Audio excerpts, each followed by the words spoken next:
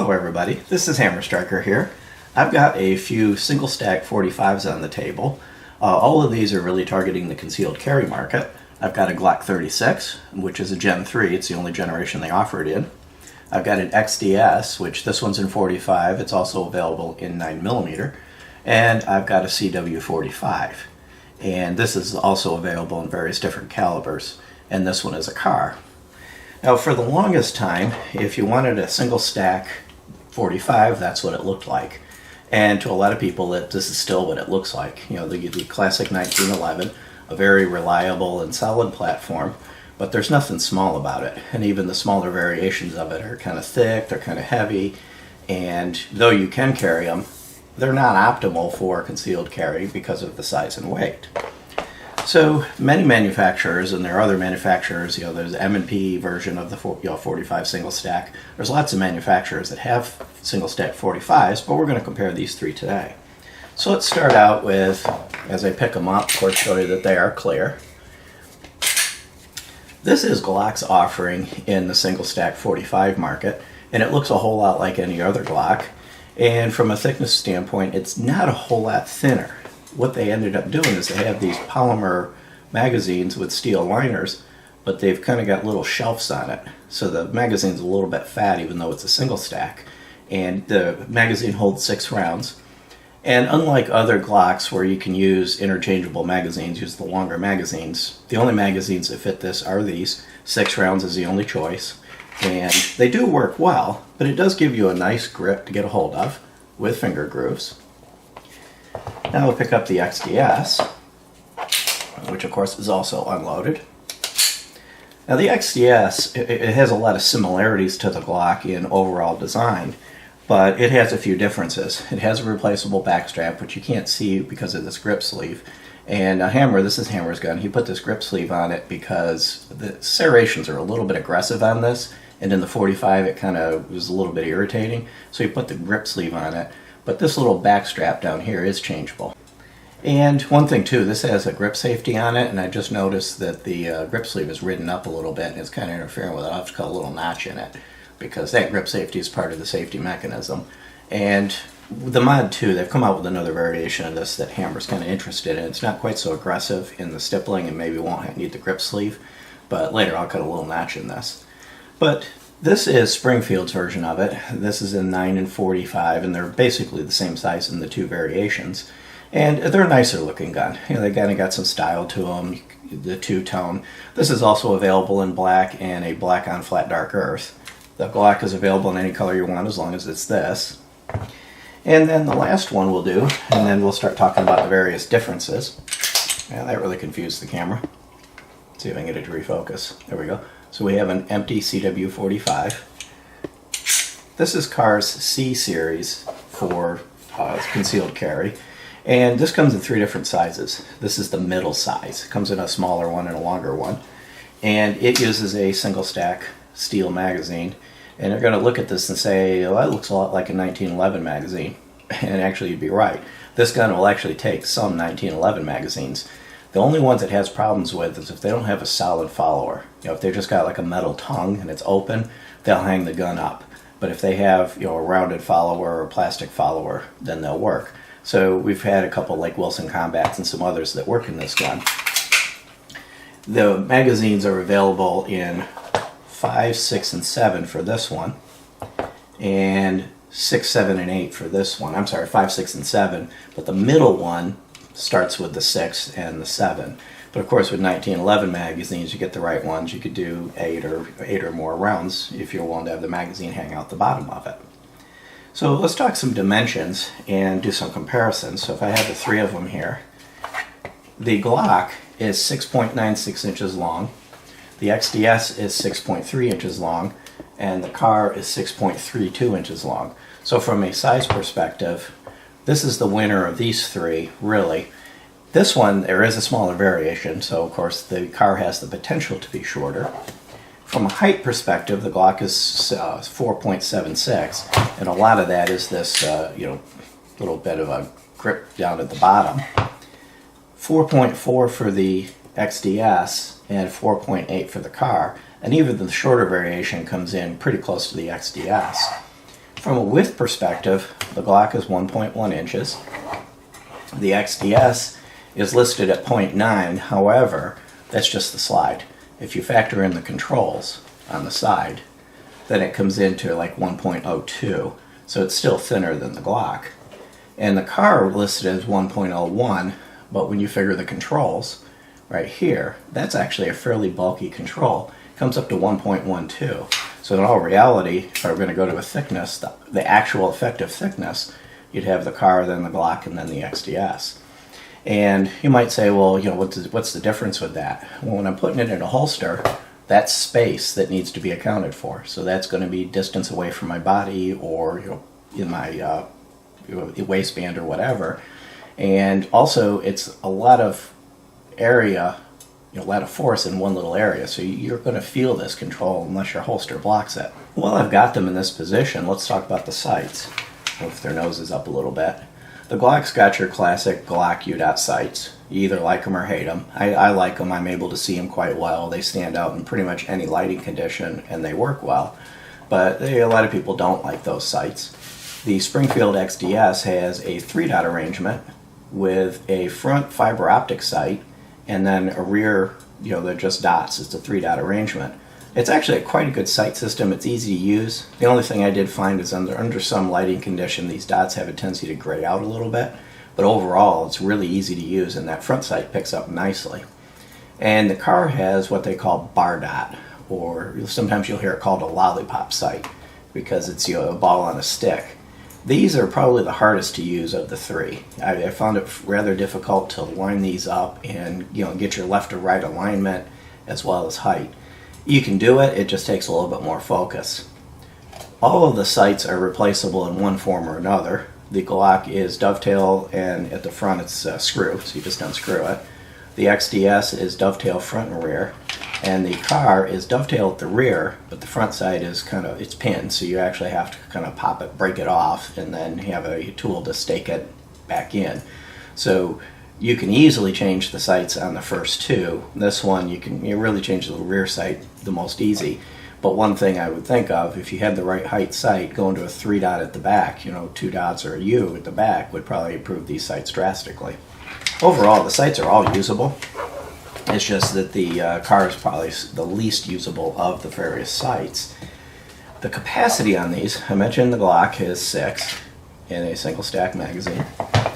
The XDS, the flush magazine is 5. Put them side by side, you'll see the difference, how fat the Glock magazine is. But there are extended magazines. This one is the 7. I don't happen to have a 6. The 6 would just have a slightly thinner base. So you have some flexibility, and conceal it with this, back it up with this. And the Kahr, as I mentioned, this particular one starts out with 6. The smaller variation would be 5. And then you can go up to 7. And one note I'll note, I've seen the 6-round listed for this, but I've never actually seen one. So it may be one of those things where it doesn't exist or it's a listing error. From a quality perspective, of course, Glock's quality is well known. These things are tried and true. They just work, and they're heavy duty, and even though any machine can break, you don't hear of a lot of malfunctions with Glocks as far as total failures. The Springfield's a little bit newer to the game than the Glock, but they've proven to be very reliable. These are just overall durable and reliable guns, and we've had no trouble with either the Glock or this one. Now the Kahr does make quality guns, and we haven't had any trouble with this one, but this one doesn't give you the same overall quality vibe that the other two do. This is one where it does work and it's well manufactured, but I'm not necessarily thinking this would be a 50, 60, or 100, 200,000 round gun. It just doesn't give you that feel. Whereas either of these two, the expectation would be that they're just going to outlast me. That I just keep running them, take care of them, just keep running them and running them.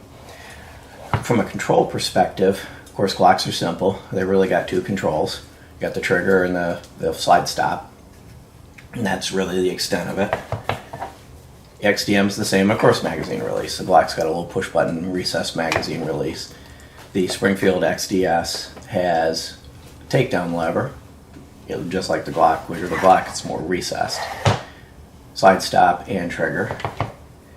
And the Kahr you've basically, your slide stop and takedown are one, magazine release and trigger. So let's talk about the triggers on these a little bit. Of course, we are unloaded. The trigger on the XDS is, or I'm sorry, the CW45, the Kahr CW45, is your classic DAO trigger, which usually means long and heavy. And that's really not true on this one. There's a little bit of take up, it's smooth pull back, and then it breaks. And it's a very light trigger and a very smooth trigger. One thing I did find with this is there is no wall. So as I'm bringing it back, it just comes back and breaks without any discernible wall.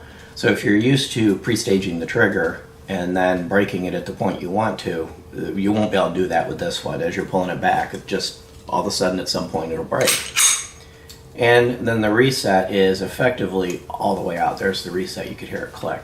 And actually I had to go a little bit further. So there is no real reset on this, it's all the way back out. Typically like a classic DAO. But unlike a lot of DAOs where that double action mode is very heavy, this is actually quite a nice trigger. And once you get used to it, you can really keep it on target. The Glock and the Springfield are very similar. You have the tongue, the split tongue, part of the drop safety.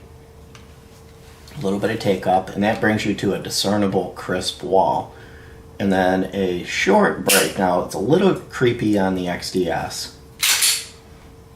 And there's your reset right there. So it's got a longish reset. That would be all the way out. And again, a nice wall with a hair of creep. And then for the Glock, again, the split trigger, minimal take up, and a fairly short, crisp wall, and then a nice reset right on the wall. So these two triggers are quite similar, and you could pretty much get used to either one of them. And then this one is different. So if you're used to a Glock or an XDS or anything in that territory, PPQ, this trigger will take a little getting used to, but it's actually quite a nice trigger overall. I had mentioned the back straps on this gun, on the XDS. There's two of them, and it's underneath this grip sleeve. This is the only one of these three that actually has replaceable back straps. So that from that standpoint, this one's a little more customizable. From a weight perspective, the Glock is 22.42 ounces. The XDS, or the Springfield XDS, is 21.5. And then the Kahr is 21.7. So they're all close to each other. The XDS being the lightest of the three, but it's close enough that it's not going to make a significant amount in the decision process. It won't factor in all that much. The barrel length on them is pretty much consistent with their overall length. 3.3 inch barrel, kind of actually clearly stated on the side. The Glock has a 3.77 inch barrel, and the Kahr is kind of in the middle with 3.64, but again, this one comes in a couple different length variations. So the barrel variations will be consistent with the overall length of it. There is also a version of the XDS that comes with a 4-inch barrel, if you're wanting a little bit longer barrel. It's the grip that's hard to hide when you're trying to do concealed carry overall. So let's talk about the takedown on these. And they're all fairly easy to maintain. The Glock, you pull the trigger, pull the slide back a hair, and pull down on these little levers, and it slides right apart. Now these little levers work well, but some people have a hard time gripping them. And there are tools available, but from a takedown perspective, if you don't have strong hands, then this may be a bit of a problem for you. So you set that down. The XDS is easy in that you just lock it back, push this lever up, which this can be a little stiff, but not too bad. Bring it down. Now you do have to pull the trigger, and then it comes apart. And I'll show you the internals of them once we get it apart. Now the Kahr is a little bit different. It's more like some of the the classic DAO guns. You have this slide stop that is also part of the takedown mechanism. You have this little moon shape, and what you have to do is bring the slide back until it exposes that little hook, and then from the back there's a little pin. It's kind of right there. You see the silver pin right there. You have to push to free this up and then pull this out. Bring it forward till it's basically in battery. Pull the trigger, and then you can usually slide it apart.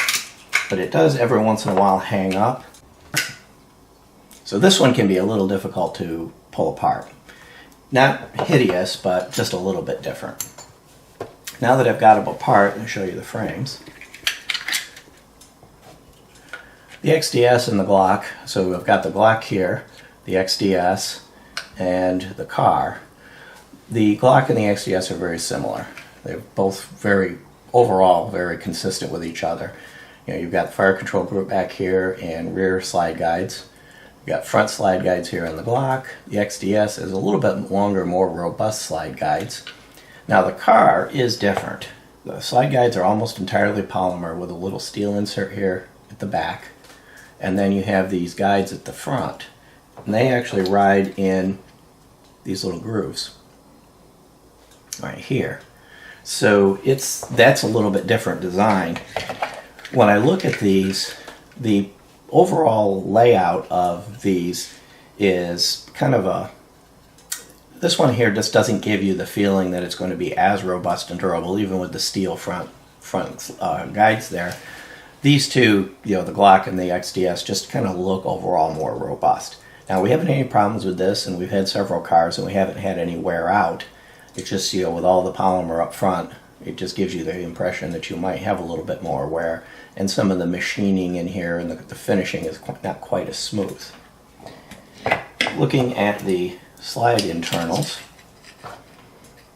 slides look very similar until you get into where the drop safety is. It's at the front on the XDS and the Glock, so Glock XDS, and it's at the back here on the Kahr. Functionally, that's all the same. It's going to work the same. The machining quality of all three of them is roughly equal. So the slide quality, the machining, the no burrs, it's just they're all three very well done. The Glock is a dual recoil spring. Yeah, it's captive. And very typical Glock barrel. There's your locking lugs. And let me get my little light here so that you can see that it's polygonal rifling. Let me turn it around the other way, it'd probably be easier to see it. It's polygonal rifling in the Glock and smooth while machined. The XDS is also a captive dual recoil spring. Barrel looks very similar to the Glock. They are not interchangeable, but overall they look very similar. And you can see that this one is conventional rifling, if I can get the light right. This was conventional land and groove. So if you're wanting to run reloads with bare lead, then of course you could do that in the XDS barrel with impunity. Now the CW45 is a non-captive recoil spring. It can be a little bit of fun to get out and have it not fly across the room, because of course it does want to come right apart. And the barrel design is different on this. You've got your lug down here that the takedown pin goes through to operate the barrel mechanism. It is a well-machined, very smooth barrel, and I'll show you the internal of it. Get it in here right. Get some light into it, and you'll see this also does have conventional land and groove rifling, so you know, bare lead reloads will work well with this. Now we did have one interesting thing with this particular gun. We were shooting some cheap Winchester white box. By the way, the Kahr has a metal guide rod. We were shooting cheap Winchester white box. Both the XDS and the Kahr were keyholing, roughly to about the same extent. And I'll throw a picture up on the screen so that you can see what it looked like with the three targets. But I was getting keyholing with these two, and with the Glock I was not getting any keyholing. So Glock was stabilizing that particular round better than the other two. But again, that was cheap range ammo. We haven't had any accuracy or functional problems with any of the three of these. It was just an interesting observation. The two conventionals keyholed, and the polygonal did not keyhole. It's just kind of a little bit unique. So putting the slides back together, the Kahr, it's got one little nuisance, and that is trying to get this recoil spring. You have to push this up here, and you have to make sure that it doesn't protrude, that the spring doesn't pop through the hole, and kind of line it up, and it wants to fight with you, and you kind of play with it and pop it in. And now you've got it back in place. The XDS, you just drop the barrel in, pop the recoil spring in, make sure it's centered. And the Glock, same thing. So the three of those go back together fairly easily. This one, with that recoil spring being a little bit of a hassle. Now to put the guns back together again, take the Glock, just line it up on the guides, Pull it back, cycle it, you've got a functional Glock. The XDS, if I get the right frame, you line it up, bring it back. Now what you do on the XDS is you bring it back and lock it back, flick this forward, and you've got a functional XDS. Kahr, it's a little bit more work. So you line it up, and you have to bring it back till the barrel is, that barrel lug is fully open through the hole. Put this pin through it and capture it, and then bring it back and line it up with the hole, push it through, and you have a functional Kahr. A little bit more work there, not insurmountable. And of course with the polymer frame, you're unlikely to get an idiot scratch on here like you might on a metal 1911, so you got a little bit more, kind of play there. From a pricing perspective, the Glock MSRP is around $5.99. They can be commonly had for around $5.50. That seems to be a common price for these. Glock does tend to enforce MAP, minimum advertised pricing, so you tend to have more consistent pricing with the Glock. The XDS MSRP is $5.93. Usually you see them right around the price of a Glock, maybe a little less. I haven't really seen these under $500, but you could commonly get them like on online. And talking to Hammer, he has actually seen these for under $500, so these can be had cheaper than Glocks. And these the MSRP on these is $449, and they're often available under $400. So you could get any of these guns in a reasonable price range. The Glock's probably going to be the most expensive, then the XDS, and then the Kahr. So any one of these is going to be in the reasonable price range and is going to make a good concealed carry gun. If you're trying to choose between them and you're worried about reliability and durability, I think any of these will work well. The Glock and the Springfield are probably a little bit heavier duty than that. If you're looking for the smallest and lightest, chances are pretty good it's going to be the XDS. It's going to really kind of fit into the picture. Overall, when I rank them, I would choose the Glock, then the XDS, and then the CW45. Hammer would reverse it. He'd choose the XDS, then the Glock, and then the CW45. Any one of them is going to be a good choice. You pick any one of them, you're going to do well. And if you have a particular affinity towards Springfield or Glock or Kahr, then choose the one that kind of fits your needs.